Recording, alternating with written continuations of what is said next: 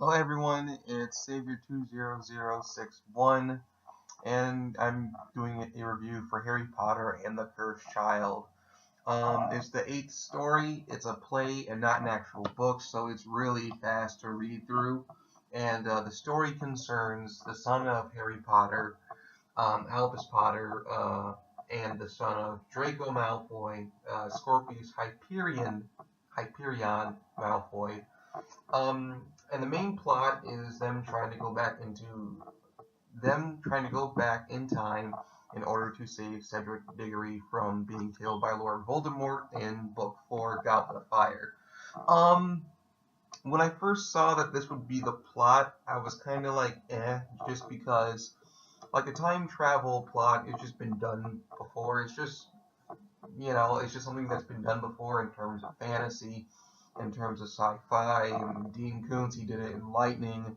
Um, Marvel did it in X-Men Days of Future Past, and also they go back in time and they change things around, just like little tiny things that end up having a huge effect in the present day. There are people who existed who don't exist in this new timeline, which again is only temporary, and it's just kind of been done before, you know. Two characters they change something little and then it has a huge impact later on. It's been done before, but it's okay because it's still Harry Potter. Um, the characters they're fairly good characters. I think most people are gonna end up liking Scorpius Hyperion Malfoy better than Albus Potter. Albus Potter is kind of a prick to his dad, Harry Potter, just like all the time. He was sorted into Slytherin, which isn't really the problem. The problem is it seems like he's just angry at his dad for being the famous Harry Potter, and he just pushes his buttons when Harry's trying to be nice.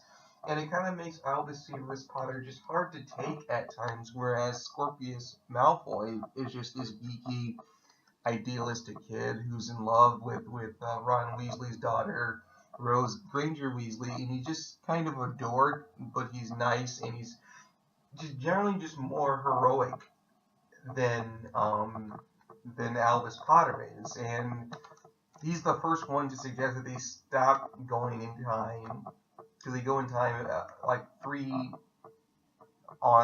major occasions, and he's the first one to suggest that it's probably not the best idea for us to be going back in time and changing this, and Albus Potter doesn't listen, and Albus Potter is like he wants to save Cedric Diggory, but he's not so much doing it because it's the right thing to do. He's doing it because his dad didn't want to do it because his dad was afraid of changing, he was afraid of messing with the timeline.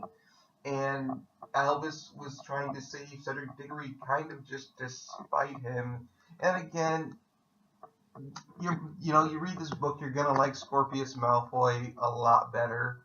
Um, the second time that they changed I don't want to change. I don't want to spoil too much, but for a while it's just Scorpius Malfoy by himself in the middle, and he just seems like this. He's just a more heroic character. He's completely the opposite of Draco from when he was a kid, and for a while it's just him and some characters in the new timeline who are alive, and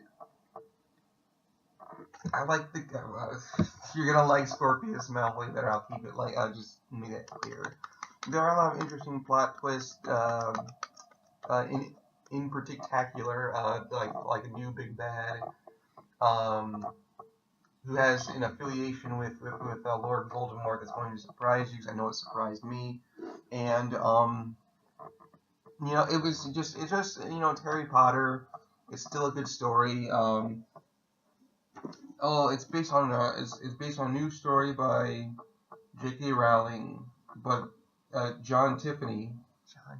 Tiffany's a last name, and Jack Thorne were I guess the main writers of the play, but it's just J.K. Rowling's story, and it's got her typical knack of having a seemingly unimportant item be very important later on. That's just something. It's called Chekhov's gun. That's not the name of the item itself, but it's the name of the concept. Chekhov's gun, where an unimportant item is important later on. She's very fond of that. You saw that with the Deathly Hallows. We saw that with Harry Potter's invisibility cloak being a Deathly Hallows. Spoiler in case you haven't read it, which you should have read the Deathly Hallows. Should have read them all by now. Harry Potter is still a good story. The time travel component was again a little bit cliche. I mean, how many how many fantasy sci-fi sitcoms have you seen where a character goes back into the past to change something and makes things worse? A lot.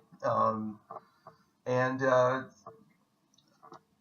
all the same, it's still the Harry Potter universe. It's still fun to read about. The climax is very climactic, with kind of an intense battle with killing curses being thrown around because, of course, dealing with bad people, bad wizards is what you have to deal with. So overall, kind of a short review, but it's a play, it's not a book, and I would recommend it if you're a fan.